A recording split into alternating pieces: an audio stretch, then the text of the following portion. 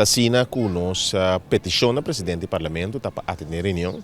Passine gabinete pisas l'harmonia, bem explicar nos parlamento e comunidade de Corsou, kiko nang a negociar den Coho 2.0. Tá nang responsabilidade, nang baby que na trari baje, e é importante para explicar a comunidade assim.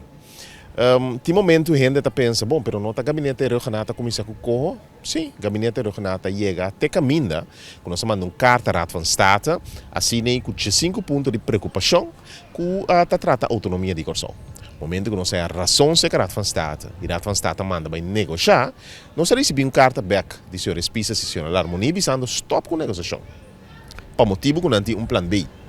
Awe nós tomamos nota que plan B caminha caminda, ela vira vai mesa back para Coho, e o documento que chega ao parlamento, dia 1 de fevereiro, não é documento que o gabinete regional atrás de mas um documento que o gabinete pisas la harmonia atrás de Per motivo para nós é sumamente importante, porque o gabinete me explica ao parlamento e comunidade de Corsou de como na chega na formulação aí.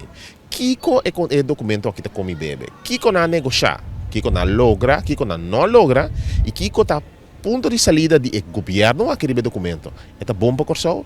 É não está bom na Corsou?